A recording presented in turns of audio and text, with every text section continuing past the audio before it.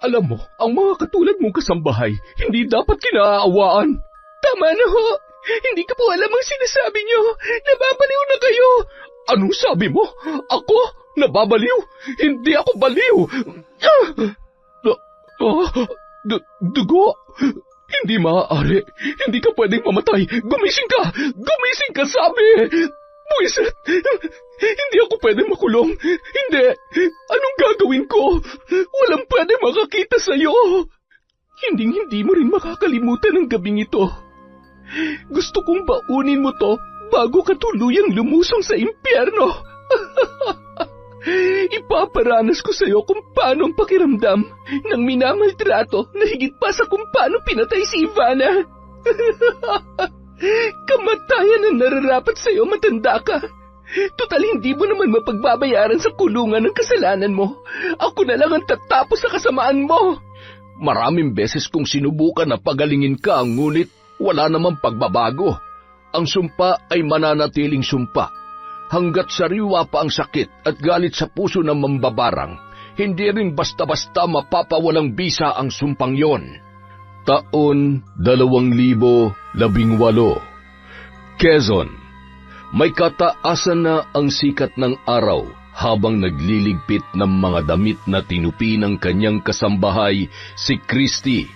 Napansin niya na may maliit na mantsa sa isa sa kanyang puting damit. Napakuyom agad ang kanyang kamao at hindi na umimik pa.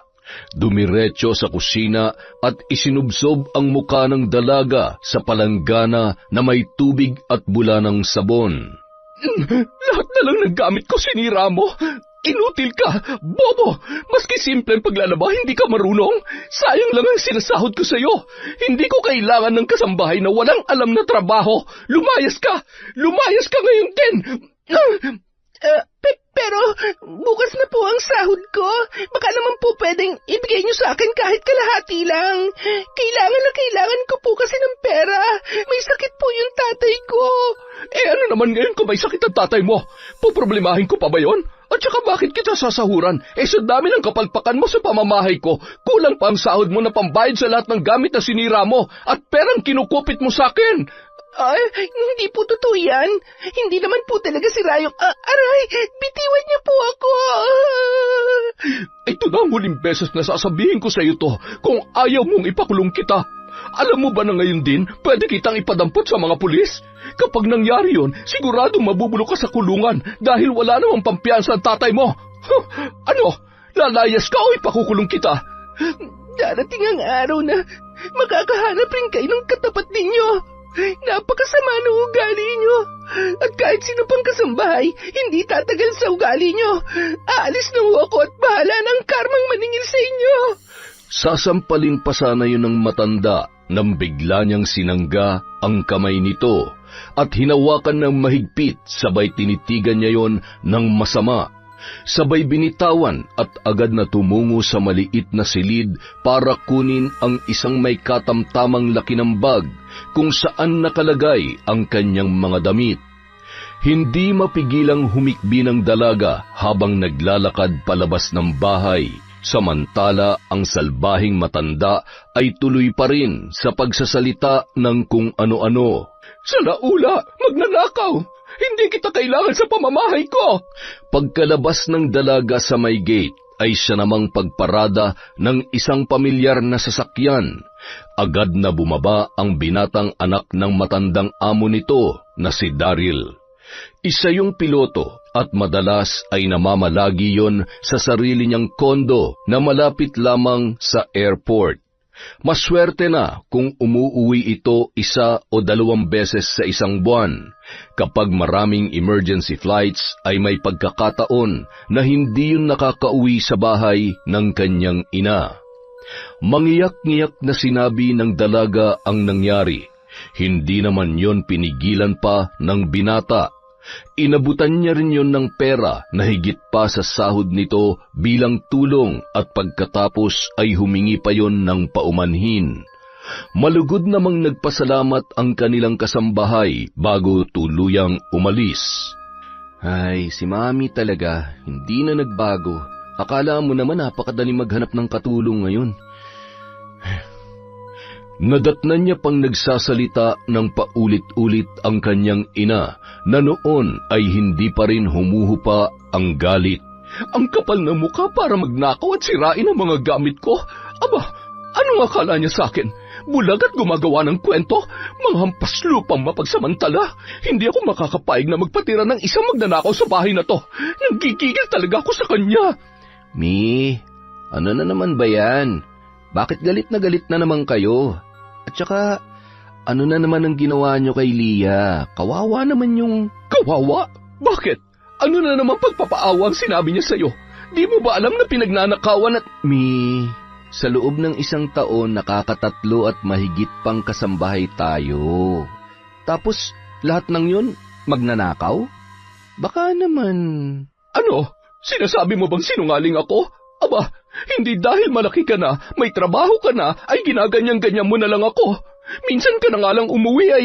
Mi, look, hindi ako galit sa'yo at hindi natin kailangan mag-away, ha?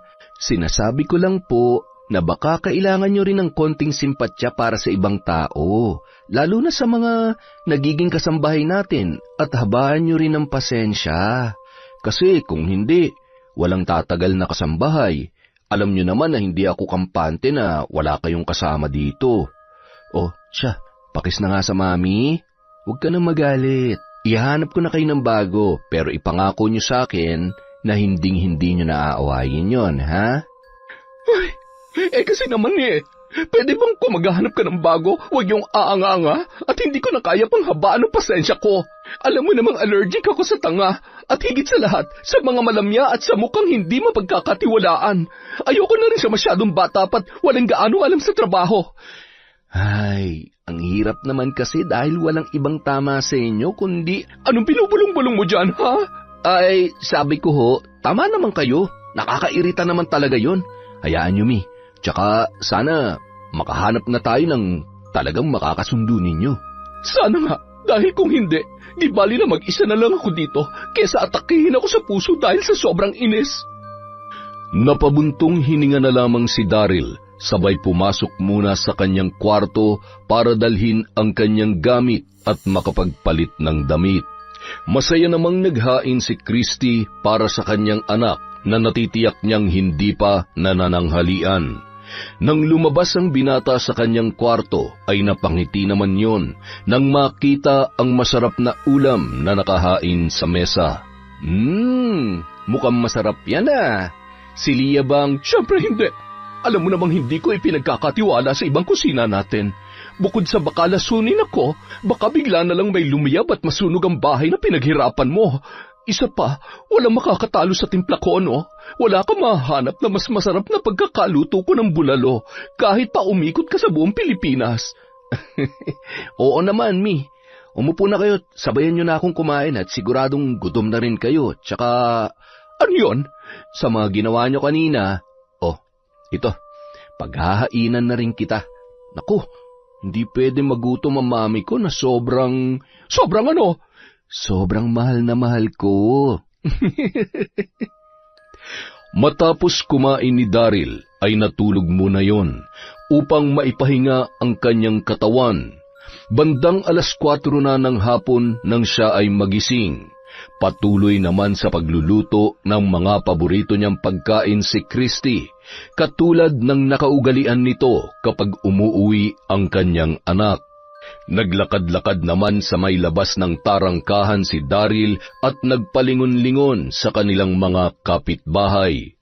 Bigla namang napatili ang isa sa mga kasambahay doon nang makita ang gwapong piloto.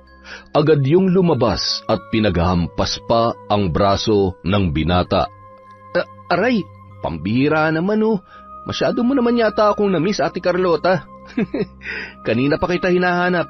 Ano kasi, baka may kakilala ka sa probinsya nyo na naghahanap ng trabaho. Padadalhan ko na agad ng pamasahe at syempre, bibigyan din kita ng pampaayos dyan sa napakaganda mong pilikmata. Nangako naman ang babae na tutulungan ang binata, ngunit panay ang usisa noon kung bakit umalis na naman ang huling kasambahay. Ano kasi, kailangan daw ng tatay na may sakit. Kailangan ng trabaho pero Mas kailangan niyang alagaan yung tatay niya. Tumango-tango na lamang si Carlota at nagpatuloy pa yon sa pakikipagkwentuhan kay Daryl. Maging ang ibang kasambahay ay panay din ang silip dahil aliw na aliw ang mga yon sa pagiging magandang lalaki ng binata. Panay hawak naman sa braso niya si Carlota para inggitin ang mga yon. Inabot ng 5:00 ng hapon ang pagkukwentuhan ng dalawa. Mabuti na lamang hinanap yun ng kanyang amo dahil hindi na rin malaman ng binata kung paano magpapaalam kay Carlota at naririndi na rin siya sa samot-saring kwento nito. Agad naman nang tumawag sa kaibigan si Carlota para magpahanap ng gustong magtrabaho bilang kasambahay. Sa kabilang banda, habang nagsasara ng bintana si Ivana ay natanawan naman niya ang pasuray-suray niyang kinakasama na si Greg. Nilingon niya ang kanyang anak na si Toto. Naglalaro yun sa masikip nilang sala, hawak ang nag-iisa nitong laruan, na regalo naman sa kanya ng kanyang lolo Berto, ang tiyuhin ng kanyang tatay Greg. Agad niya yung iginiya sa loob ng kwarto at ipinasara ang pintuan. Nanay, bakit po? Anak, huwag kang lalabas ha. Dito ka lang, lalo na kapag galit ang tatay mo, ha? Po, galit na naman si tatay. Lasing na naman po siya, Nay. Ivana! Ivana! Nanay, natatakot po ako. Sige na anak, dyan ka lang muna. Ako nang bahala sa tatay mo. Mahal na mahal ka ni nanay, ha? Huwag kang iyak dahil lalo lamang magagalit ang tatay mo. Agad namang isinara ni Toto ang pinto ng maliit na kwartong yun, ngunit bahagya siyang nakasilip sa awang ng mga tabla. Bakit ganyan ang itsura mo? Bakit parang takot na takot ka, ha? Siguro galing dito yung lalaki mo, no? O baka naman tinatago mo dyan? Ano na naman bang pinagsasasabi mo? Ako, manlalaki? Hindi na nga ako magkanda-ugaga sa mga gawaing bahay at dumidiskarte pa kung paano tayo makakaraos sa araw-araw tapos pag-iisipan mo pa ako ng kung ano-ano? At talagang niyayabangan mo pa ako? Alam mo, hindi mo ako maloloko. Siguradong may lalaki ka. Yun ba yung diskarten sinasabi mo? Gamitin ang katawan mo sa ngalan ng pera? Ano? Ano? Ha? Magsalita ka. May lalaki ka ba? Sumusobra ka na! Ang dumi-dumi ng utak mo! Wala ka nang ginawa kundi magsugal at maglasing tapos pag-uwi mo, ikaw pang galit at pagbibintangan ako ng bagay na hindi ko naman ginagawa. Hindi ako marunong manlalaki katulad ng iniisip mo. Alam mo yung utak mong problema. Yan ang marumi at nababaliw ka na. Ito na ang huling beses na masasaktan mo ako. Hindi mo na nga kayang gampanan ang obligasyon mo sa amin ng anak mo. May gana ka pang manakit. Wala kang kwenta. Naririnig mo? Wala kang kwenta at pagod na ako sa ugali mo. Bakit? Anong gagawin mo? Sasama ka na sa lalaki mo? Iiwan mo na ako? Hindi kita iiwan para sumama sa ibang lalaki o maghanap ng iba. Dapat nun ko pa ito ginawa. Pero umasa ako na magbabago ka pa. Hindi ko lang gagawin to para sa sarili ko. Ayaw kong lumaki si Toto na ito ang kamumulatan niya. Alam mo ba kung gaano katakot sa iyo ang anak mo? Alam mo ba yon? Napakadrama mo. Ang sabihin mo kung ano-anong pananakot ang ginagawa mo para lumayo sa akin ang loob ng batang yan. Bakit? Ako ba talaga ang ama ni Toto? Ha? Sumagot ka! Aray! Bitawan mo ako! Napakahayop mo talaga! Aray ko!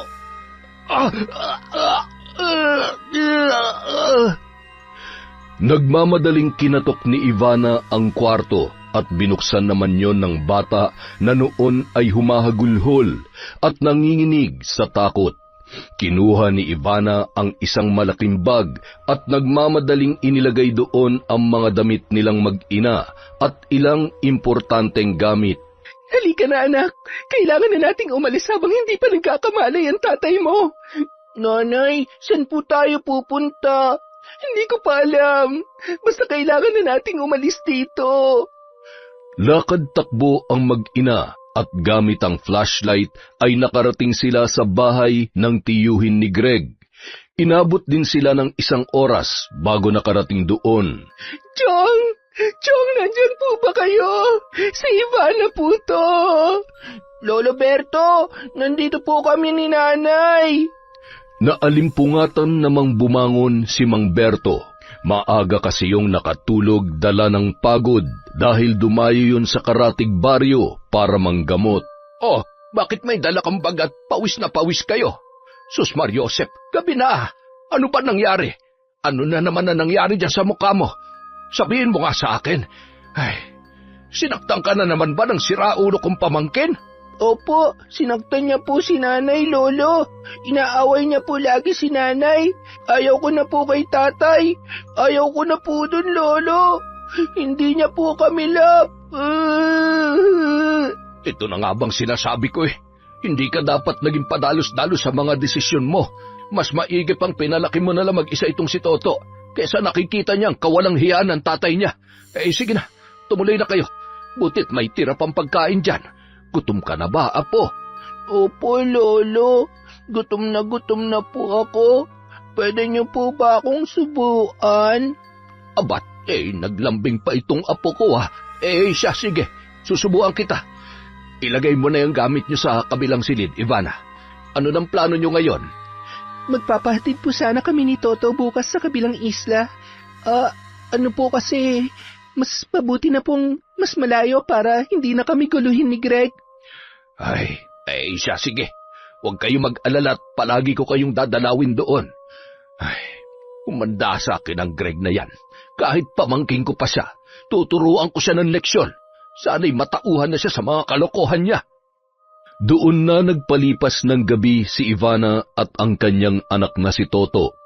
Madaling araw, agad nang umalis ang mga yon papunta sa kabilang isla kung saan nakatira ang kapatid ni Ivana na si Ami. Samantala, kagigising lamang ni Ami at naisipan niyang magwalis-walis sa labas ng kanilang bahay. Nagiinit naman ng tubig ang kanyang asawa na si Nelson. Napalingon yon sa may tarangkahan nang marinig ang boses ng kanyang nakababatang kapatid na si Ivana. Ivana? Oh, anong nangyari at... Toto, magmano ka sa tiyami mo?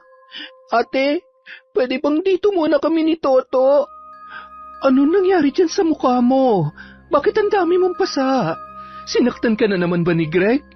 Alam mo, hindi na tama ang ginagawa niya. Tuturuan ko siya ng leksyon. Wala akong pakialam kung makagawa ako ng kasalanan para lang makaganti sa lalaking yon. Tingnan mo nga yung sarili mo. Palagi ka ba niya sinasaktan, ha? Ate, kumalma ka nga muna. Patuloyin mo kaya muna kami ng pamangkin mo. Huwag ka mag-alala, okay lang naman ako. Mamawala din naman to eh. Ay, ewan ko sa'yo. Sige na, akin na yung bag mo. Toto, naku, ang laki na ng pamangkin ko. Namiss ka ni tita.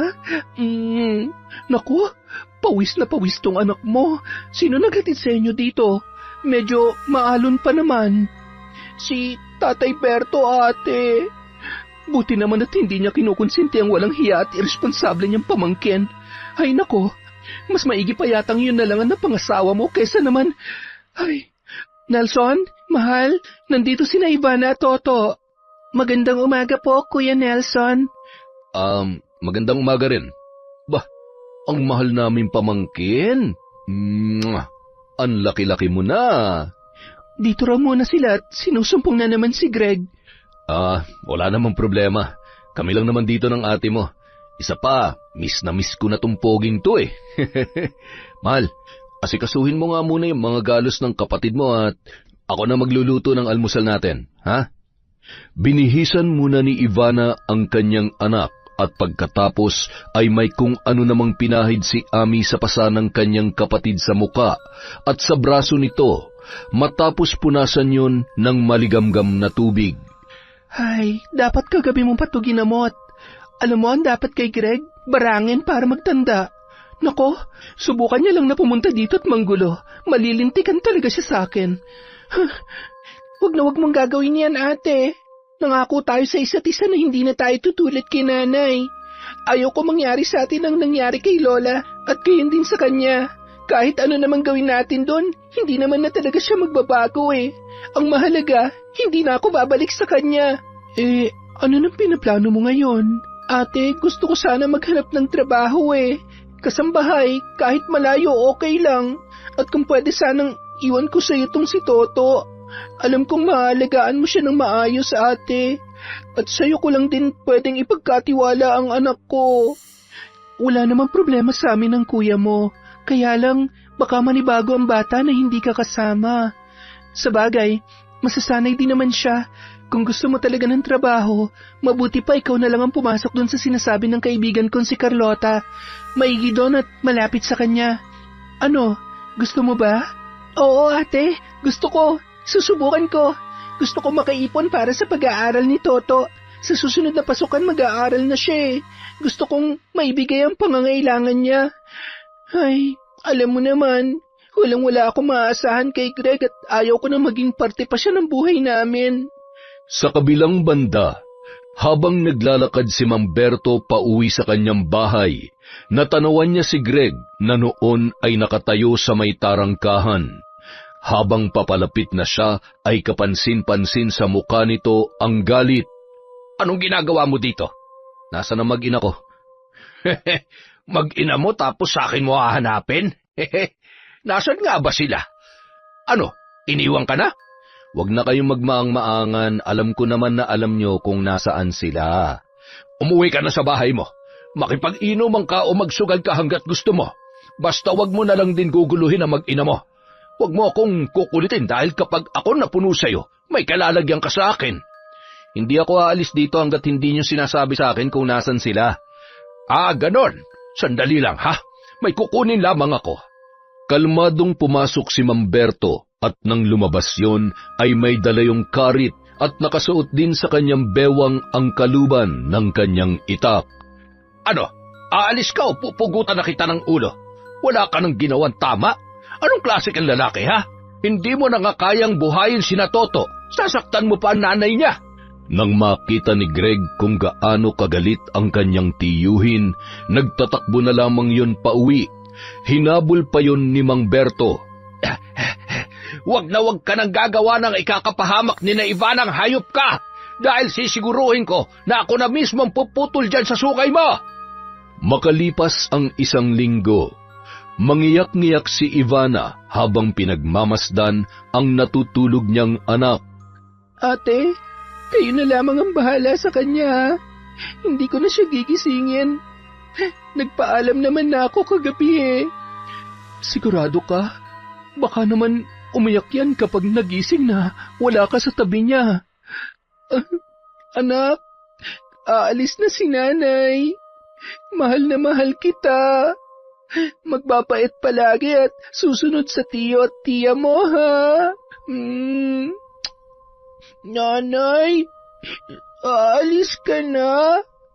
Kailan po kayo babalik? Ikaw talaga? Hindi pa nga nakakaalis si nanay eh. Mamimiss kita, anak ko. Basta laging tatawag si nanay sa'yo, ha? I love you, anak. I love you too, nanay. Huwag ka na po mag-cry. Hindi nga po ako nag-cry kasi sabi mo, kailangan strong ako. Bumangon sa pagkakahiga si Toto at hinagkan ng maraming beses ang kanyang ina pagkatapos pahirin ang mga luha noon. Smile ka na, nay-nay. O siya, mag-iingat ka doon, ha? Mag-iingat ka para sa napaka-cute at napakabait kong pamangkin. Sige na, hinihintay ka na ni kuya mo sa labas. Ipapahatid kita sa bayan. Pagdating mo sa Quezon, tawagan mo ako agad, ha? Kinarga ni Ami ang pamangkin nito papunta sa labas ng bahay. Halata sa mata ng bata ang lungkot at pagpipigil ng iyak katulad ng ipinangako niya sa kanyang ina. Ibinaba niya saglit ang bata at nagpakarga pa yon kay Ivana. Lalo lamang siyang nakaramdam ng lungkot. Bago tuluyang umalis, mahigpit niya ring niyakap ang kanyang ate Ami. Ate, salamat ha. Huwag mong pababayaan ang anak ko. Kayo na ni Kuya ang bahala sa kanya. Kung sakaling matagalan ako o hindi ako makakauwi, ha? Huwag ka nga nagsasalita ng ganyan. Sige na, at baka maiwan kayo ng bangka papuntang bayan. Basta, tawagan mo lamang ang numerong yan sa cellphone na dala mo, ha? Para namang dinudurog ang puso ni Ami ng mga oras na yon. Napabuntong hininga na lamang yon habang yakap ang pamangkin niya na hindi na mapigilang humagulgol nang makitang naglalakad na ang kanyang ina papalayo. Nang makarating sa bayan, habang naghihintay ng bus na kanyang sasakyan ay nagulat naman siya nang makita ang isang lalaki na nakaupo at sakto namang nagtama ang kanilang paningin. Agad siyang tumalikod para hindi siya makilala noon. Ivana? Ivana, patawarin mo ako. Sabi ko na nga ba dito kita makikita. Aalis ka? Saan ka pupunta, ha? Nasaan si Toto? Nasaan ang anak natin? Huwag ka mag-iskandalo dito. Nasa mabuting kalagayan si Toto. Kung gusto mo mapatawad pa kita sa lahat ng kasalanan mo sa akin, hayaan mo na muna ako. Magtatrabaho ko para sa anak natin. Magtatrabaho? Baka naman manlalalaki ka at gumagawa ka lang ng kapag hindi ka tumigil, ipagsisigawan ko rito kung gaano ka kawalang kwentang tao. Ano? Itong tatandaan mo, kapag nalaman ko na may lalaki ka, kukunin ko sa iyong anak natin at hinding-hindi na siya babalik sa iyo. Kukunin mo? Tapos, ano naman ang ipapakain mo sa kanya? Ni hindi mo nga kayang buhayin ang sarili mo. Ano man tututunan ng anak ko sa iyo? Magsugal? Mag-inom? Tumigil ka na sa kayabangan mo dahil bukod sa yabang at pananakit mo, wala ka naman ng ibang alam. Sakto namang dumating na ang bus na sasakyan niya, kaya agad nang sumakay si Ivana at hinayaan na lamang si Greg na magsisigaw sa galit. Sinaway naman yon ng ilang mga rumorondang pulis sa terminal, maging ng mga security guard na naroon.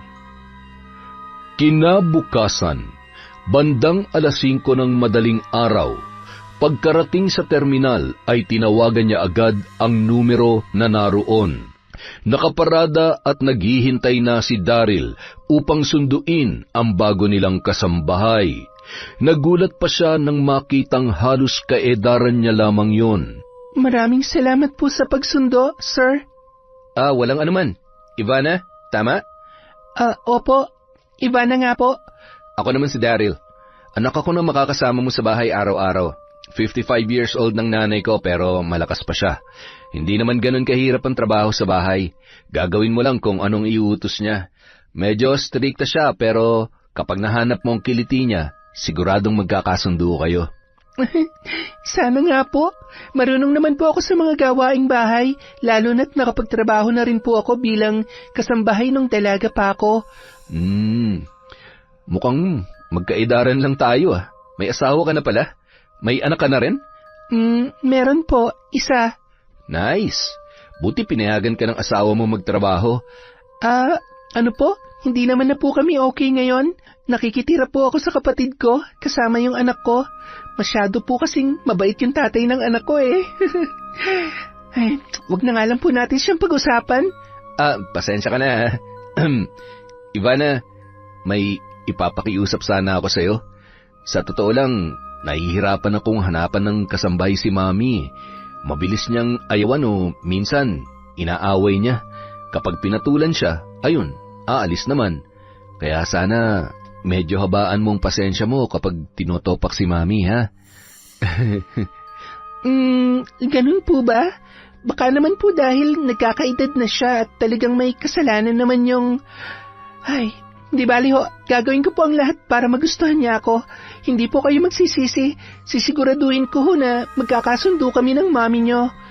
Hindi naman kasi pwedeng wala siyang kasama sa bahay at nagkakaedad na nga tapos bihira lang ako makauwi at hassle sa trabaho ko. Nagpatuloy sa pag-uusap ang dalawa habang nasa biyahe.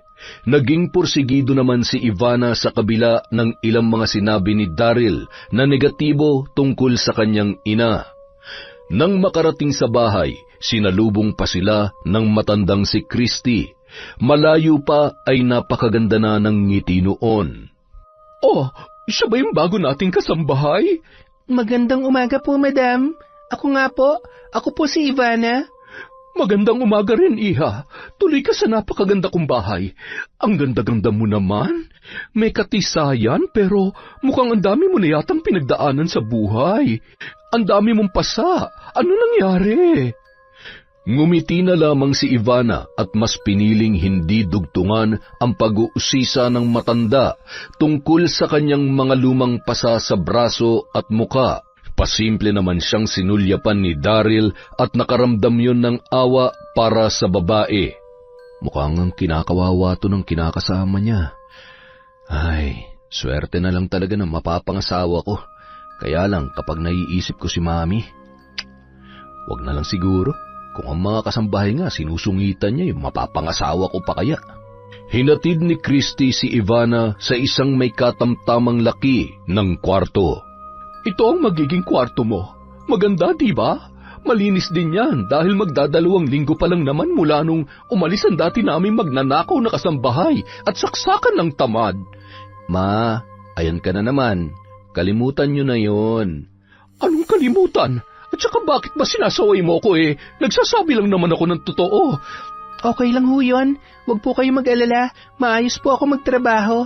At higit sa lahat, hindi po ako magnanakaw. Gusto ko pa magtrabaho ng maayos para po hindi na kayo ma-stress. Naku, mabuti naman. Sige na, walis-walisan mo na muna ng konti at ayusin mo yung mga damit mo. Gamitin mo yung isang aparador. Yan lang ba ang mga damit na dala mo? Opo, madam. Makapaghanap nga ng hindi ko na ginagamit na damit. Magkasing katawan lang naman tayo Ibibigay ko na lang sa'yo. Paano? Maiwan muna kita dito, ha? Pagkatapos mo dyan, magpahinga ka muna. Matulog ka at siguradong puyat at pagod ka pa sa biyahe. Ako na muna magluluto ng ulam natin. Salamat po, madam. Sige, maiwan na muna kita. Gigisingin na lamang kita kapag kakain na. Bukas ka na mag-umpisa magtrabaho.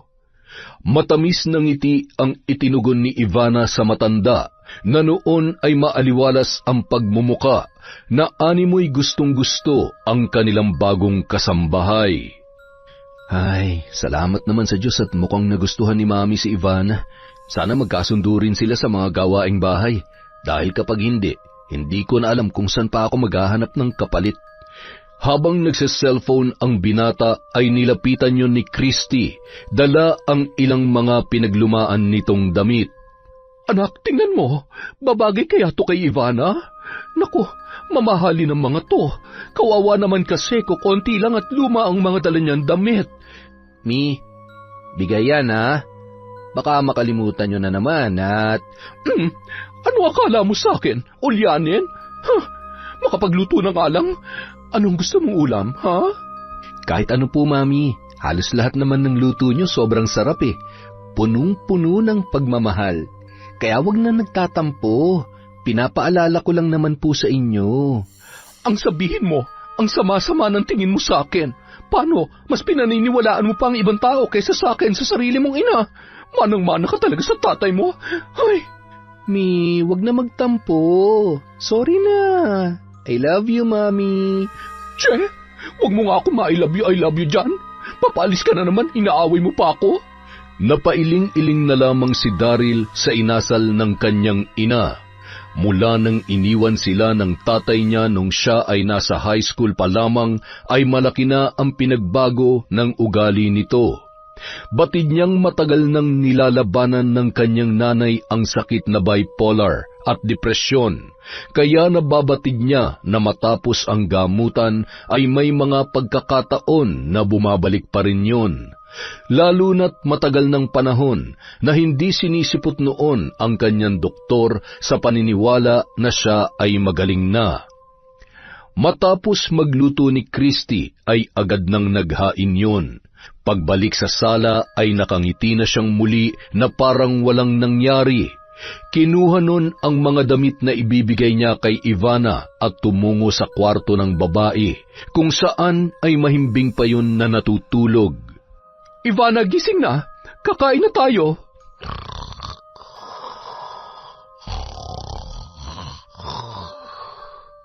Tinapik-tapik yon ni Christy ng dahan-dahan hanggang sa siya ay magising. Sorry po, madam. Napasarap po yata yung tulog ko. Okay lang, bumangon ka na't kakain na tayo. Umidlip ka na lang uli pagkatapos natin kumain. Heto nga pala yung mga damit na sinasabi ko sa'yo. Sa'yo na yan. Nako, maraming salamat po, madam. Napakabait niyo naman po. Agad na silang tumungo sa kusina at kumain ng tanghalian. Pagkatapos kumain ay agad naman nang tumawag si Ivana sa kanila para ipaalam ang kanyang kalagayan. Alam mo, ate, mabuti na lang mabait yung amo ko, pati na rin yung anak niya. Binigyan nga ako ng damit eh. Sa tingin ko magkakasundo talaga kami. Salamat naman sa Diyos kung ganun. Ay, siya nga pala ate, kumusta si Toto? Ayun, kasama ng kuya mo sa bukid. Nag-e-enjoy na at kahapon ay maghapon akong kinukulit-kulit at iniiyak-iyakan. Sabi ba naman pauwi na raw kita? Ay, kawawa naman ang baby ko. Namimiss ko na rin tuloy siya. Salamat ate ha. Basta wag mo kaming alalahanin dito, lalo ng anak mo. Mahal na mahal namin ang batang yon, lalo na si kuya mo. Alam mo naman, sabik ng magkaanak yon, kaya lang... Ay nako, hindi ko na maibibigay yun sa kanya. Okay lang yun ate, ituring nyo na lang na sarili nyong anak si Toto. Kapag wala na ako di kayong kikilalanin niyang pangalawang magulang. Ayang ka na naman, ang hilig mong magsalita ng ganyan. Ikaw naman, masyado mo naman binibigyan ng ibang kahulugan ng sinasabi ko. Sige na ate, tatawag na lang ulit ako ha. Kapag sumahod ako, magpapadala ako ng panggastos niya dyan. Hindi naman na kailangan. Ipunin mo na lang muna yan. Basta magdadala ako para naman maipasyal niyo si Toto at para pandagdag niyo sa gastusin niyo dyan. Sige na ate, sabihin mo na lang kay Toto na tumawag ako. Bye ate, may gagawin na ako. Makalipas ang isang linggo, maayos pa rin ang pakikitungo ni Christy kay Ivana hanggang sa makaalis na ulit si Daryl para bumalik sa kanyang kondo. Bago umalis ang lalaki, napilit niya ang kanyang ina na magpakonsulta ulit sa psychiatric doctor nito. Niresetahan ulit yon ng mga gamot para hindi na sumpungin. Inilihim nila yon sa kanilang bagong kasambahay dahil ayaw ng matanda na may makakaalam sa kanyang kondisyon. Mi, alis na ako ha. Sa susunod na buwan na lang po ulit kung sakali makakauwi ako. Lagi mong iinumin yung gamot mo, ha? At saka, iwas sa stress at huwag mong aawayin si Ivana. Mukha namang maaasahan talaga at mabait siyang tao. Hindi na tayo makakahanap ng ganyang kabait na kasambahay, sige ka. Oo na, huwag mo na nga akong alalahanin. Mag-iingat ka sa trabaho mo, anak. I love you, Mami. Ivana, alis na ako. Ikaw nang bahala sa mami ko, ha? Kumaway na lamang ang babae na noon ay abalang nagliligpit sa sala ng kanilang bahay. Kinagabihan, hawak ni Christy ang bote ng mga gamot na nireseta sa kanya ng doktor. Isinilid niya yon sa garbage bag, sabay itinabi sa cabinet sa may kusina. Hindi ako baliw. Wala akong sakit, kaya hindi ko iinumin ang mga gamot na yan. Wala akong sakit. Makalipas ang isang buwan. Ivana, halika muna. Mamaya mo na nga tapusin yung nilalabhan mo. Medyo masakit kasi ang ulo ko eh. Pwede mo ba akong hilutin? Sige ho, madam. Teka, parang napapadalas na ho yata ang pagsakit ng ulo nyo. Siya nga po pala, tumawag ho sa akin si Sir Daryl kanina. Ipaalala ko raw ho sa inyo na may check up po kayo. Hindi naman po sa nakikialam ako, pero may sakit po ba kayo? Anong sakit? Siyempre wala. Gusto niya lamang na lagi ako nagpapatingin sa doktor. Iba talaga kayong mayayaman, madam, no? Pwede kayong magpatingin sa doktor kahit anong oras niyo gustuhin. Samantalang kaming mahihirap, kahit may sakit na, magtitiis na lang. Sobrang mahal kasi magpa-check up at ang mahal ng mga gamot, kaya lalo lamang kami nagkakasakit. Kapag tumawag ulit siya, sabihin mo na kapunta na ako. Ay, napakakulit talaga ng anak kong yan. Mula bata, ganyan na siya sa akin. Ikaw, kumusta naman ang anak mo sa probinsya? Okay naman po. Miss na miss ko na nga po si Toto eh. Mabait naman po ang anak ko. Para po siyang si Sir Daryl. Siya po ang pinaguhugutan ko ng lakas araw-araw. Bakit? Nasaan ba yung tatay ng anak mo? Wala ba siyang trabaho? Wala na po akong balita sa kanya. Huwag na lang po natin siyang pag-usapan at... Ay, sige po madam. Hilutin ko na lang po kayo. Pagkatapos po, magpahinga muna kayo sa kwarto ninyo. Ay, siya nga pala. Yung sahod mo, heto. Yung 3,000 ay naipadala ko na sa kapatid mo, katulad ng sabi mo. Maraming salamat po, madam. Iipunin ko po ito para sa anak ko. Mabuti naman kung ganon. Lagi na lamang siyang umiiwas kapag nababanggit ko ang tatay ng anak niya. Hindi kaya kabit siya? Hindi imposible. Malamang sa malamang katulad ka rin ng dati kong kasambahay na sumira ng pamilya ko. Dapat sa'yo tinuturuan ng leksyon. Napakuyom na lamang yon ng kamao, sabay tila ba naghahabol ng kanyang paghinga. Bigla rin yun nakarinig ng mga bulong sa kanyang tenga, sabay hinawi ang mga kamay ni Ivana na labis namang ikinagulat ng babae. Okay lang po ba kayo, madam? Okay lang ako. Sige na, bumalik ka na sa paglalaba mo. Matutulog na muna ako. Sige po, madam. Tawagin niyo na lamang po ako kung may kailangan po kayo. Tumango na lamang si Christy, ngunit habang tinitingnan ang muka ni Ivana ay ibang katauhan ang nakikita niya, lalo na kapag ngumingiti yon. Ang una niyang kasambahay na naging karelasyon ng kanyang asawa at naging dahilan kung bakit dumaan siya sa matinding depresyon. Okay lang ba siya? Baka sobrang sakit lang talaga ng ulo niya. Ay, bakit ba kasi ayaw niya magpa-check up? Tawagan ko kaya si Sir Daryl para... pero baka naman magalit siya sa akin. Di bali na nga lang, siguro naman kapag lalong sumama ang pakiramdam niya, siya na mismo magyayaya sa akin na magpasama sa doktor. Nagpatuloy sa paglalaba si Ivana. Inabot na siya ng 5:00 dahil sa dami ng mga pinalabhan ng matanda na damit at mga kumot na matagal nang nakatago sa mga lumang lagayan nito. Pagkatapos maglaba ay nakaramdam siya ng pagod, kaya naman humiga siya habang tinitingnan ang larawan sa cellphone ng kanyang anak na si Toto. Nakangiti at hinahagkan niya pa yon. Maya-maya pa, hindi niya namalayan na siya pala ay nakatulog na. Naggising siya nang tinapik siya sa balikat ng kanyang matandang amo na si Christy. Bumangon ka na dyan, kakain na tayo. Nako, pasensya na po madam, nakatulog pala ako. Bakit hindi niyo ako ginising kanina? Okay na po ba kayo? Masakit pa po bang ulo niyo? Hindi na, okay na ako. Hindi na kita ginising at mukhang napagod ka sa paglalaba. Napangiti naman si Ivana sa sinabi ng kanyang amo. Mabait naman siya. Ano kayang hindi nagustuhan sa kanya ng mga dati niyang kasambahay? Buti na lang hindi niya ako sinusungitan at pinagbibintangan dahil siguradong hindi rin ako magtatagal dito. Pagdating niya sa kusina ay nagulat siya nang makita niya na may nakahain ng pagkain sa kanyang pinggan. Sige na, kumain ka na. Masarap yan. Alam ko naman na pagod ka. Oh, eto, humigop ka ng sabaw. Salamat po, madam. Ang sweet niyo naman po sa akin. Ang sarap naman. Sige, ubusin mo lang yan. At mamaya, siguradong hindi ka na makakatulog pa. Tamad, tulog ng tulog. Ilang minuto lamang matapos kumain, nakaramdam si Ivana ng paghilab ng kanyang tiyan. Naghuhugas siya ng mga oras na yun at nagpupunas naman ng mesa ang matanda. Aray, mukhang nabigla yata ang tiyan ko. Ang dami ko kasi nakain eh. Ivana, ikaw nang bahala dito, ha? Siguraduhin mong walang nakabukas na mga cabinet dyan, lalo na ang lalagyan ng mga baso at pinggan, at baka pasukin ng mga ipis. Opo, ma'am. Good night po. Naku, kailangan ko na talagang ilabas to.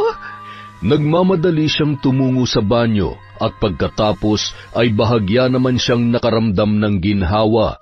Binalikan nito ang mga hugasin at ilang sandali lamang ay nakaramdam naman siya ng pagkasuka at pagkahilo. Ano bang nangyayari sa akin?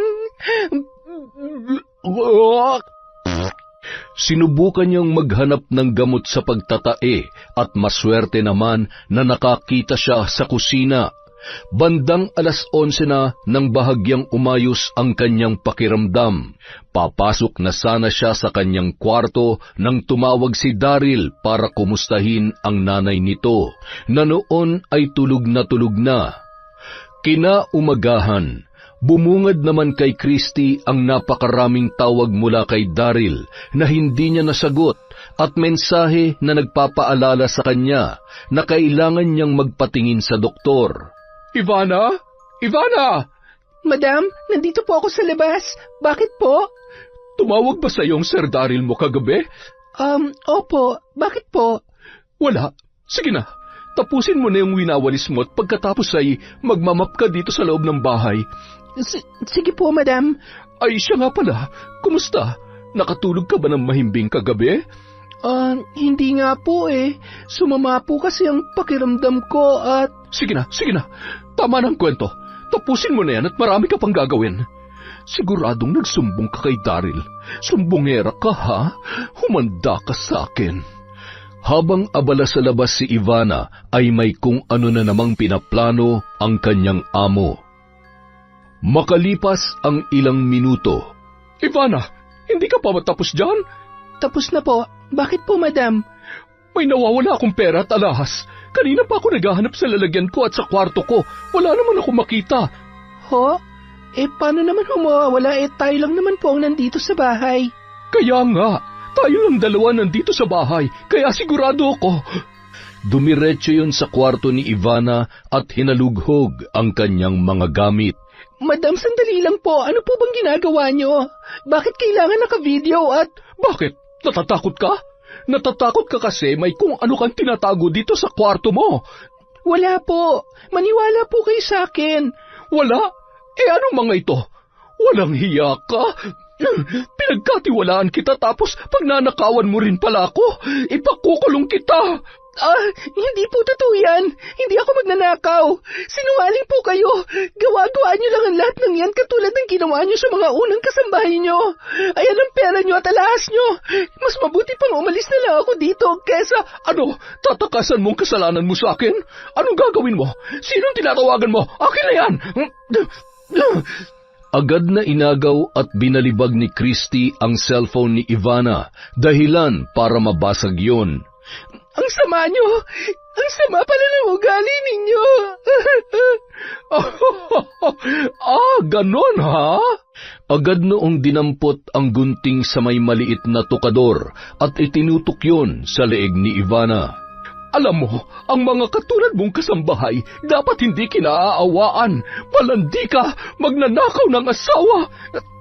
Tama na po. Hindi ko po alam ang mga pinagsasasabi nyo. Nababaliw na kayo. Anong sinabi mo? Baliw? Hindi ako baliw. Hinila ni Christy ang buhok ng babae at pinaggugupit yon. Pagkatapos ay tinadyakan pa siya noon ng paulit-ulit hanggang sa mandilim ang kanyang paningin. Sa kabila ng edad ng matanda ay malakas pa rin ang pangangatawan noon, lalo na kapag iba ang takbo ng kanyang isip. Habang nanghihina naman si Ivana ay pilit niya itong pinaiinom ng kung ano-anong gamot. Dahilan para bumula ang bibig nito hanggang sa mawalan na ng malay. Makalipas ang ilang oras, nagising si Ivana ngunit napakadilim ng kanyang paningin. May naririnig siyang mga yapak ng paa na animoy palakad-lakad. Gising! Bumangon ka! Ayaw mong bumangon, ha? Hindi man maigalaw ang katawan at maaninag si Christy ay pakinig na pakinig ni Ivana ang tunog ng nakasalang na tubig. Humahalakhak na kinuha ni Christy ang takure at binuhusan ang ulo ng babae. Napahiyaw si Ivana sa labis na sakit habang humahalakhak naman ang matanda. Hindi pa yun nakuntento. Pinag-uuntog ng matanda ang ulo ni Ivana sa simento hanggang sa dumanak ang dugo. Dugo? Hindi pwede. Hindi ka pwedeng mamatay. Gumising ka! Gumising ka, sabi! Buisit! Hindi ako pwede makulong. Hindi! Anong gagawin ko? Walang pwede makakita sa'yo. Kumuha yun ng trapal sa bodega at binalot doon ang wala ng buhay na kasambahay. Sabay inilagay niya muna sa may bodega. Pawis na pawis at aligaga ang matanda. Agad niya namang nilinis ang mga bakas ng dugo sa sahig, dahilan para lalong mahapo yun sa pagod. Ilang sandali lamang, biglang tumawag si Daryl, kaya naman lalong nataranta ang ina nitong si Christy. Nanginginig sa kaba ang kamay nito na sinagot ang tawag ng kanyang anak. Mami, kumusta ka dyan? Nakapagpa-check up ka na ba? Ngayon pa lang, anak. Papalis na. Sige po, mag-iingat kayo, ha? Si Ivana, tinatawagan ko rin sana, kaya lang hindi ko makontak eh. Kumusta siya? Hindi niyo naman siya inaaway. Mami, ha? Bakit ko naman siya aawayin? Natutulog siya. Napagod sa paglilinis kanina. Sige na, aalis na ako. Mag-iingat ka dyan. Bye! Sandali lang, Mami. Ay, si Mami talaga, oh. Buti naman at wala siyang nirereklamo sa bago naming kasambahay. Pagsapit ng dilim, agad na inasikaso ni Christy ang bangkay ni Ivana. Hinila at isinilid niya yon sa compartment ng pabulok ng sasakyan sa may gawing likod ng kanilang bahay. Pinagtatakpan niya pa yon ng ibang mga lumang bagay para masiguro na hindi yon makikita kaagad. Yan ang nararapat sa lahat ng mga kasambahay na katulad mo. Pare-pareho lamang kayo. Nang araw ding yun, bandang 11:00 ng gabi, napabalikwas sa mahimbing na pagkakatulog si Ami. Ivana?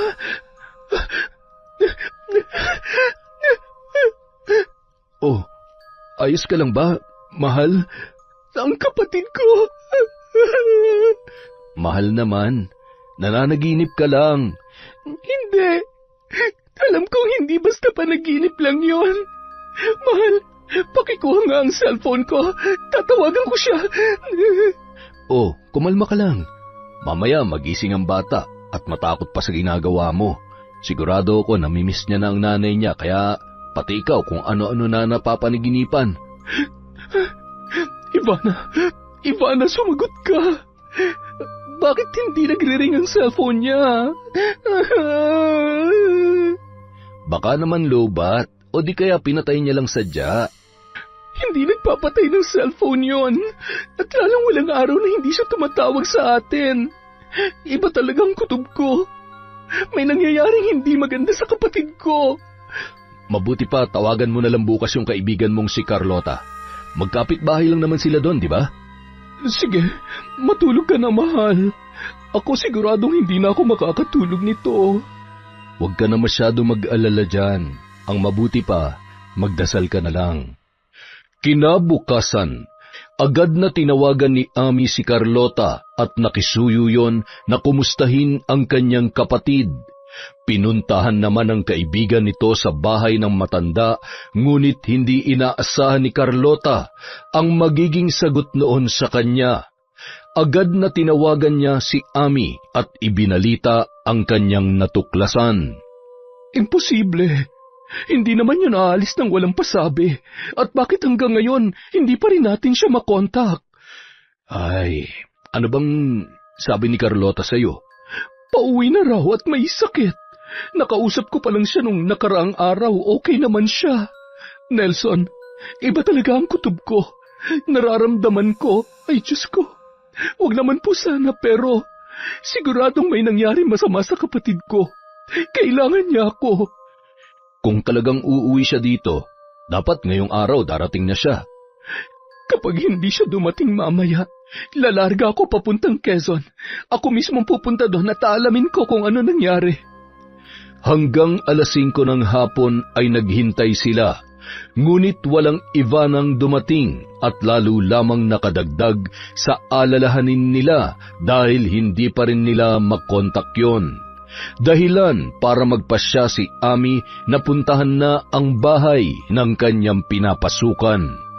Makalipas ang isang araw, bandang 5:00 ng umaga ay nakarating na si Ami sa terminal. Sinalubong pa yon ni Carlota na nag-aalala rin. Lalo lamang lumakas ang kutob ni Ami na may ginawang masama ang matandang amo ni Ivana sa kanyang kapatid, matapos maikwento ni Carlota na walang tumatagal na kasambahay sa bahay na yon. Bandang 8:00, naglakas loob na pumunta si Ami sa bahay ng matanda. Nakabukas ang gate kaya pumasok na siya ng diretsyo. Nadatnan niyang nagdidilig ng halaman si Christy. Magandang umaga ho. Ako po si Ami. Kapatid po ako ni Ivana. Gusto ko lang po sanang dalawin ang kapatid ko. Kapatid? Si Ivana? Nung nakarang araw pa siya umalis dito. Sige na, marami pa akong gagawin. Istorbo. Biglang hinawakan ni Ami ang braso ng matanda at tinitigan ang mga mata nito. Sinungaling ka. Hindi ka nagsasabi ng totoo. Anong ginawa mo sa kapatid ko? Nasaan siya? Ivana! Ivana! Nandito si ate! Anong ginagawa mo? Bumalik ka dito. Kapag hindi ka umalis, tatawag ako ng pulis.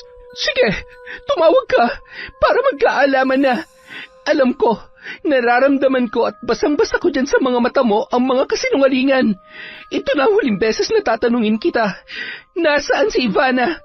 Nasaan ang kapatid ko? Sumagot ka!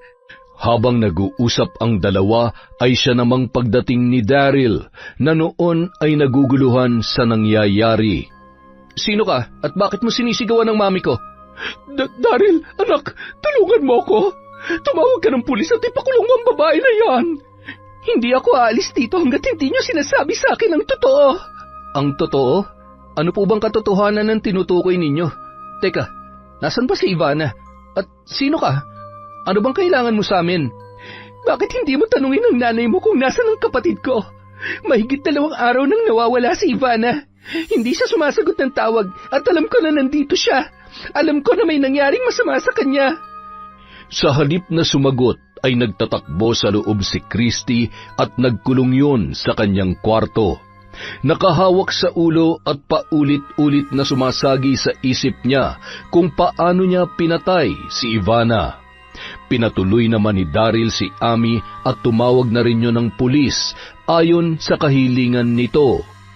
Pilit namang binubuksan ni Daryl ang pinto ng kwarto ng kanyang ina. Mami, buksan mo to. Kapag hindi mo to binuksan, mapipilitan akong sirain to.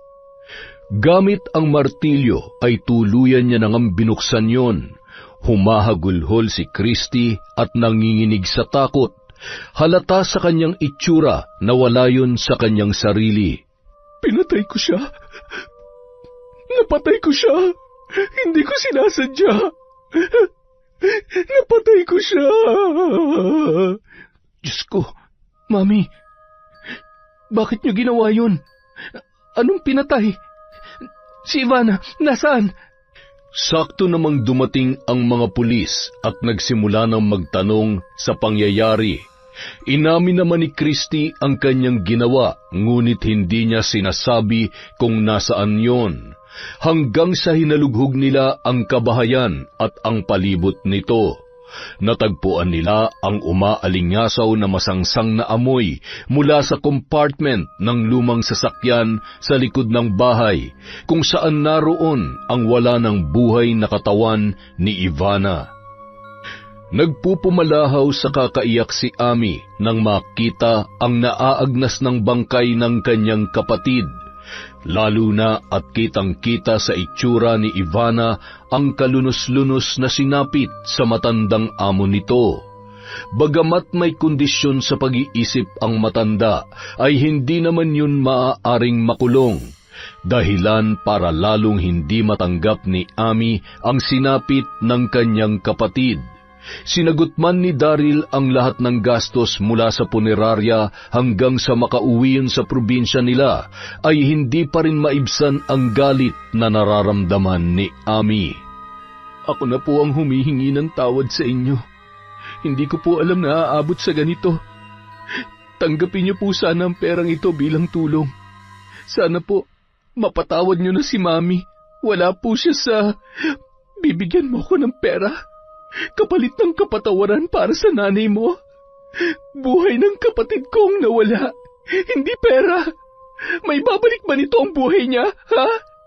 Isang bata ang naulila dahil sa nanay mong walang puso at mamamatay tao. Nang maiuwi ang bangkay ni Ivana sa bahay ng kanyang kapatid, ay 2 araw pang ibinurol yun. Sa huling gabi ng burol nito ay pumunta si Greg at hindi makapaniwala na totoo nga ang balitang nakarating sa kanya. Ivana, patawarin mo ako. Patawarin mo ako, mahal na mahal kita. Ivana! Nanginginig ang kamay, dala ng matinding galit na hinablot ni Ami ang kwelyo ng damit ni Greg, sabay hinila at pinagsasampal yun. Ang kapal ng mukha mo na magpakita dito, hayop ka! Ngayong wala na siya, sasabihin mong mahal na mahal mo siya. Alam mo kung naging mabuting asawa ka lang sa kanya, hindi mangyayari to. Hindi aabot sa ganito. Buhay pa sana ang kapatid ko. Tandaan mo to. Pagbabayaran mo ang lahat. Habang buhay kang sisingilin ng konsensya mo. Baliw! Walang kwenta! Lumayas ka! Mapapatay kita! Mahal, tama na. Greg, sige na. Ang mabuti pa umalis ka na. Hiyang-hiya naman sa sarili na umalis si Greg at napailing-iling pa ang mga taong naroon habang pinagtitinginan itong naglalakad palabas ng tarangkahan. Napayakap naman sa kabaong si Ami habang patuloy sa paghagulhol. Isinusumpa ko. Lahat ng sakit na pinagdaanan mo ay ibabalik ko sa kanila. Wala silang karapatang maging malaya sa lahat ng mga kasalanan nila. Uunahin ko ang hayop na baliw na yon. Papatayin ko siya gamit ang aking itim na kapangyarihan. Magdurusa siya hanggang sa huling sandali ng kanyang buhay. Maya-maya, naramdaman ni Ami ang maliit na brasong yumakap sa kanyang tagiliran. Lalo lamang nadurog ang kanyang puso nang makita si Toto na walang tigil ang pagpatak ng mga luha. Mahigpit niya na lamang na niyakap yun. Wala na si Nainay. Paano na po ako? Gusto ko, Nainay. Gusto ko sama sa kanya. Toto, nandito kami ng Tito Nelson mo. Di ba? Nangako ako kay Nainay na mamahalin at aalagaan ka namin na parang tunay naming anak.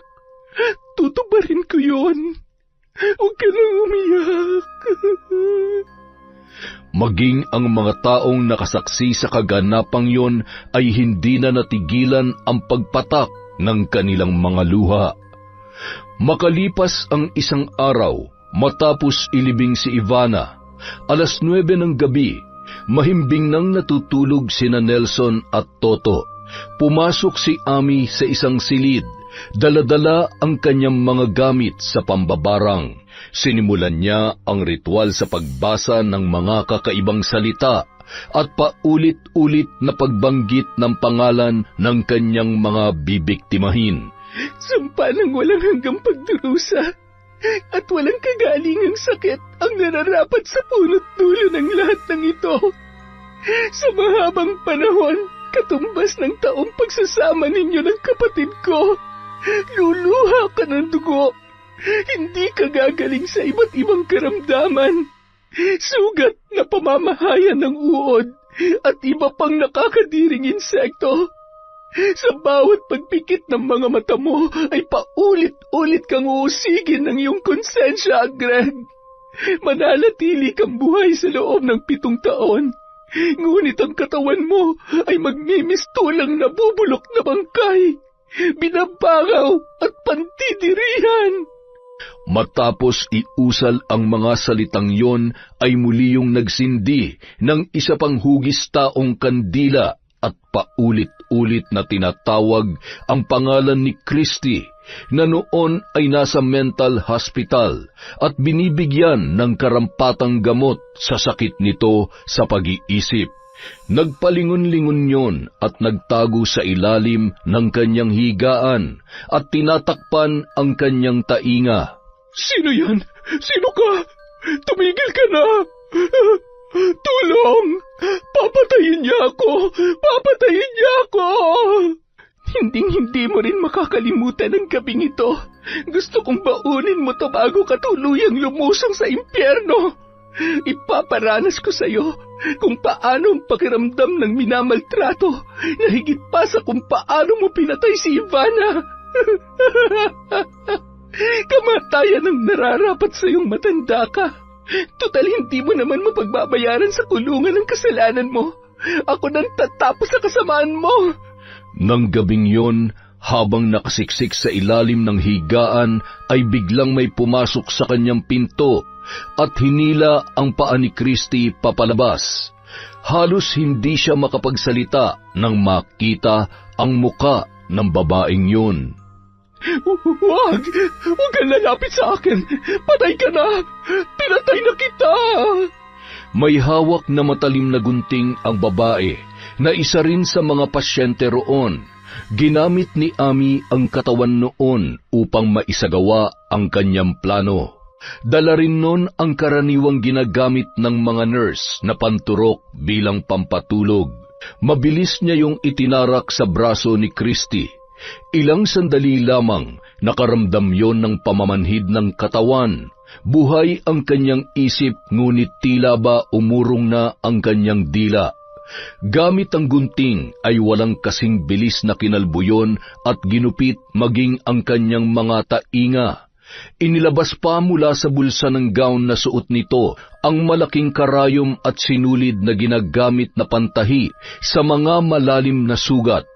Gamit yon ay walang awang tinahi ng babae ang bibig ng matandang si Christy. Nakakita rin yon ng termos sa may lalagyan ng mga pagkain. Pinakiramdaman niya kung puno pa at kung mainit na mainit pa ang laman noon. Sabay bigla na lamang binuhos yon sa muka at katawan ng matanda.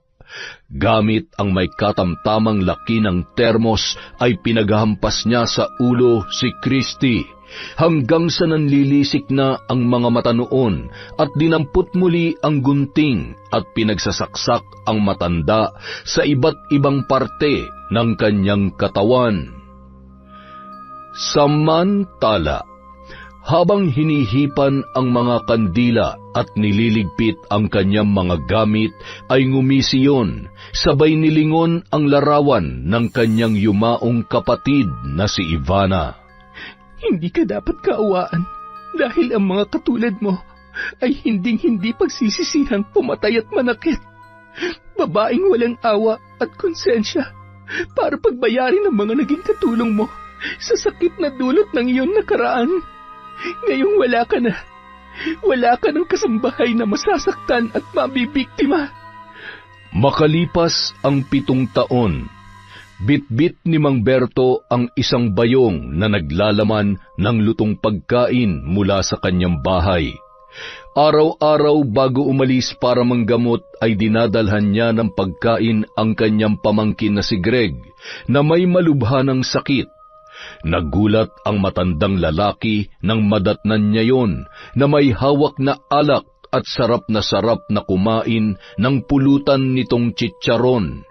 May mga tali din ang paa at braso nito na may malalalim na sugat na may kung ano-anong lumalabas na insekto at uod. Napapatakip ilong na lamang si Mang Berto sa malansa at tila ba nabubulok ng amoy ng kanyang pamangkin. Ano ba naman at nagagawa mo pang uminom ng alak? Sino bang loko nagbigay sa iyo niyan? Yung mga dati kong tropa. Dinaanan nila ako kanina. Hayaan nyo na, Chong. Mamamatay na rin naman ako eh. Kita mo naman, pwede na nga yata akong ilibing sa lagay kong ito. Ngayon lang ulit ako nakatikim ng alak, kaya lulubos-lubosin ko na. Kung pwede nga lang magbaon nito sa langit, ay talaga namang magbabaon ako eh. Ay nako, napakatarantado mo talaga.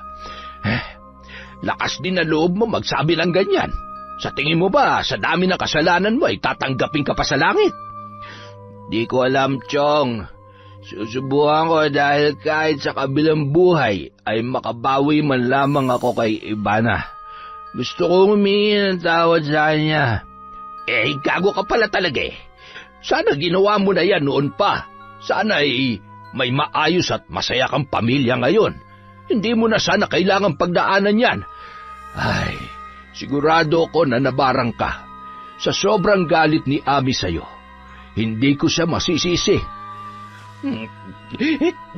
Kung talaga nabarang ako, bakit hindi mo ako mapagaling-galing dito sa sakit ko, Tiyo? Maraming beses kong sinubukan na pagalingin ka, ngunit wala namang pagbabago. Ang sumpa ay mananatiling sumpa. Hanggat sariwa pa ang sakit at galit sa puso ng mambabarang, hindi rin basta-bastang mapapawalang bisa ang sumpa na ikinabit niya sa iyo. Kung si Ate Ami nga may gawa nito sa akin, hindi ko naman siya masisisi. Tama lang na maranasan ko ito. Dahil tama naman siya. Wala akong kwenta. Sinayang ko lamang ang lahat. Pagmamahal ni Ivana at pagkakataon na magkaroon ng maayos na pamilya. Na hindi ko man lamang nagampanan ang obligasyon ko sa anak namin. Ilang taon na akong naghihirap sa sakit na ito. Ang totoo, handa na talaga akong mamatay. Kung mamamatay man ako ngayon, ayos lang. Siguro nga, lasa na lamang ng alak ang magandang ala-ala na babaunin ko. Ay, buhay. Oo, ayan. Kumain ka muna para naman mabusog ka. Higupin mo yung sabaw para may masmasang ka, ha? Mamamatay ka na't lahat-lahat, alak pa rin yung hawak mo.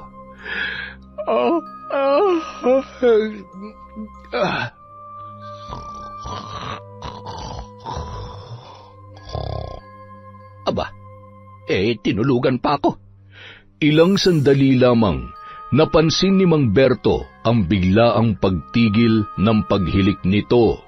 Nang lapitan niya sa higaan ang kanyang pamangkin, ay iba na ang kulay ng labi at kuko noon. Ay, nalintikan na! Greg! Gising! Hindi na siya humihinga. Sumalangit nawa ang iyong kaluluwa kahit na imposible.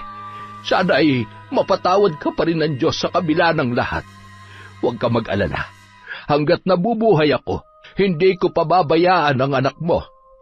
Kinaumagahan, nang malaman ni Ami ang tungkol sa pagpanaw ni Greg, ay napangisi ang babae. Mabuti naman. Dapat lamang yun sa kanya. Mahal, tapatin mo nga ako. May kinalaman ka ba sa... Oo, ako ang nambarang sa kanya. Ako nagpahirap at nagbigay ng sumpa hanggang sa huling sandali ng buhay niya.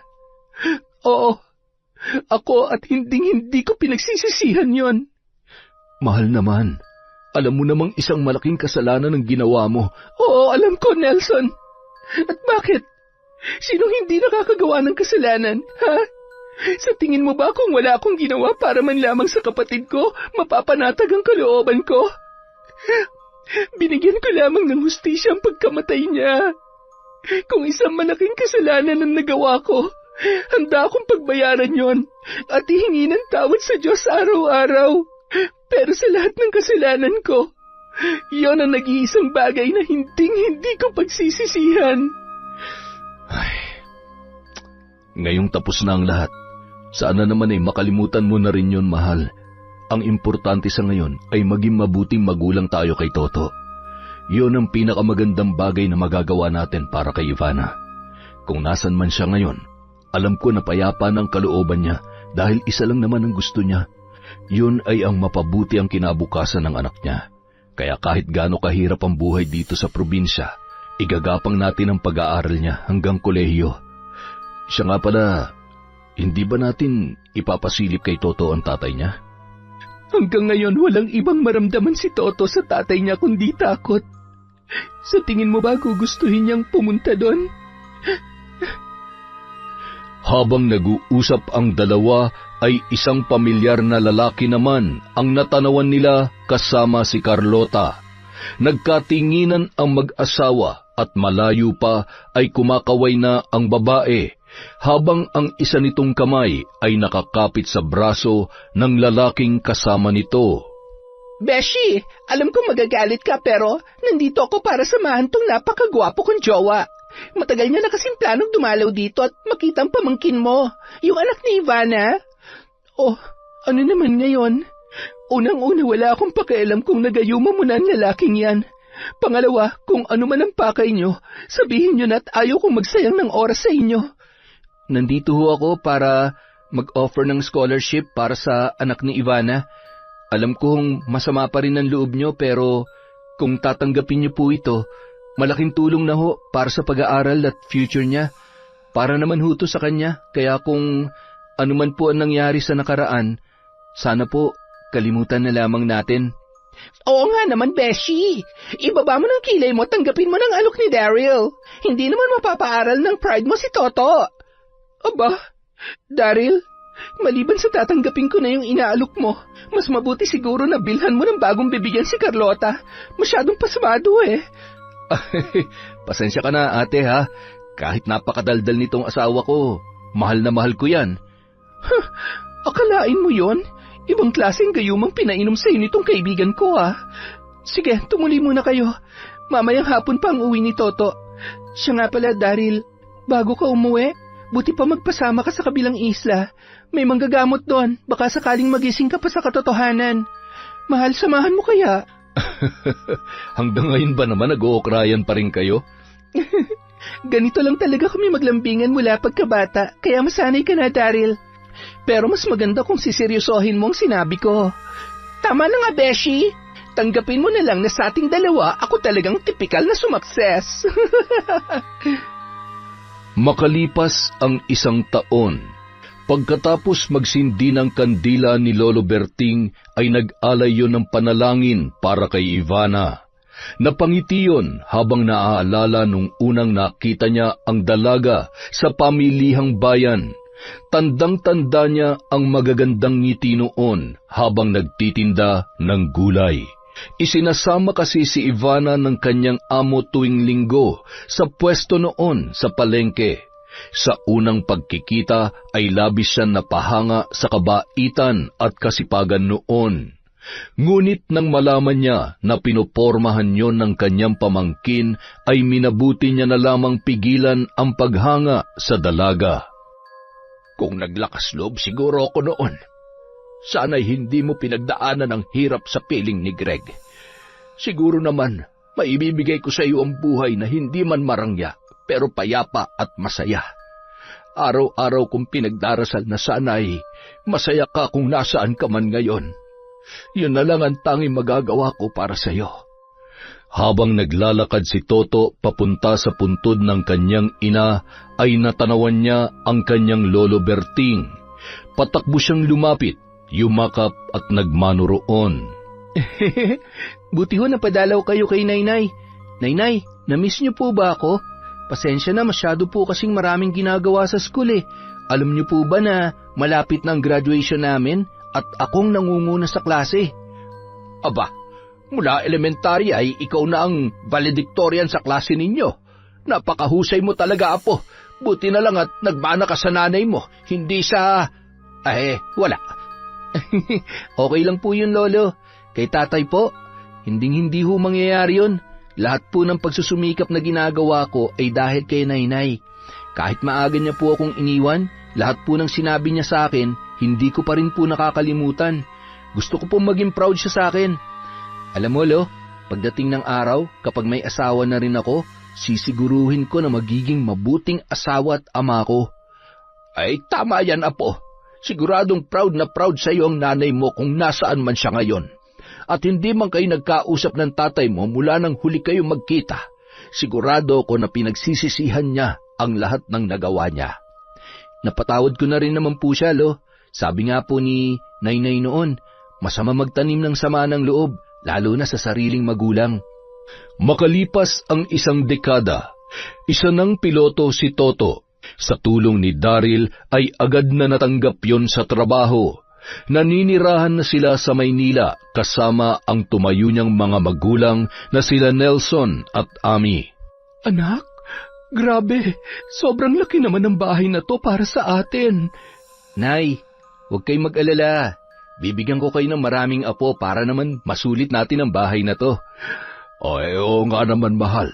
Mukhang malapit na rin magpakasal tong anak natin at ang girlfriend niya. Aba, mabuti naman. Gusto ko na rin naman mag-alaga ng apo at tumatanda na tayo. Sayang, sana buhay pa si Lolo Berto para naisama rin sana natin siya dito. Sana buhay rin si Nainay. Sigurado ko na masayang masaya siya sana ngayon.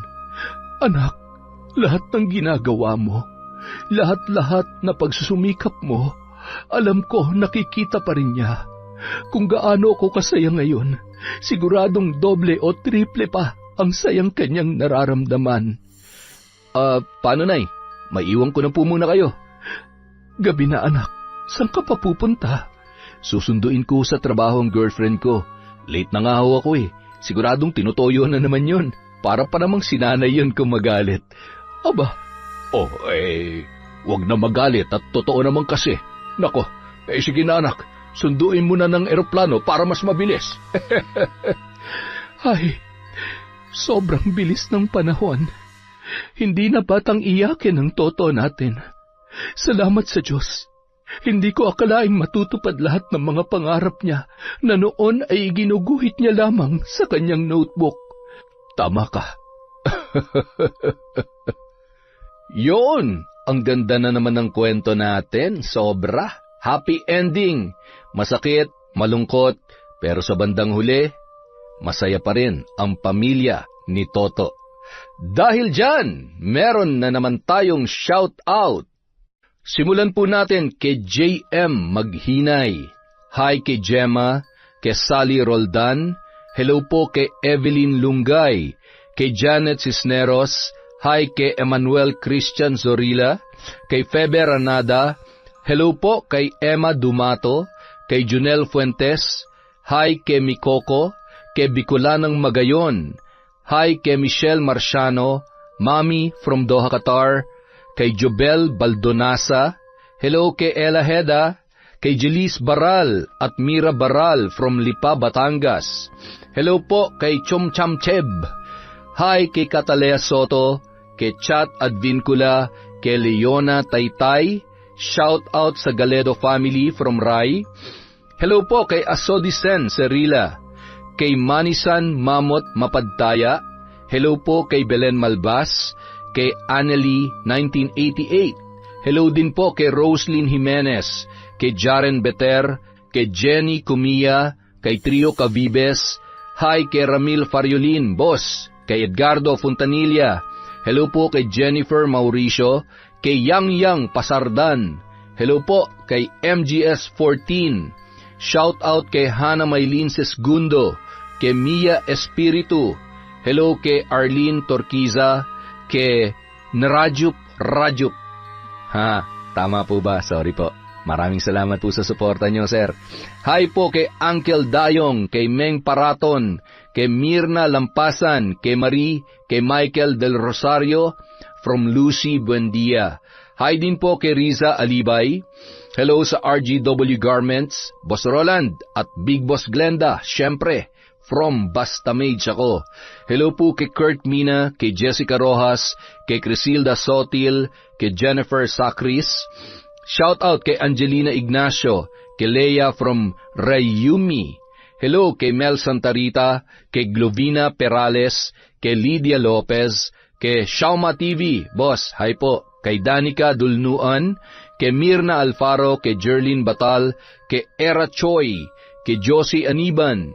Shout out kay Rose Anmara, kay Analie Valiega, kay Pureza Tagiwalo, kay Elizabeth Dungka, kay Jade Guevara, kay Rosalie Sabroso, kay Estely Reyes, hi kay Cherry Mukbanger ASMR. Shout out kay Desiree De Los Santos, kay Christy Gaitan, hello kay Sheena Enriquez.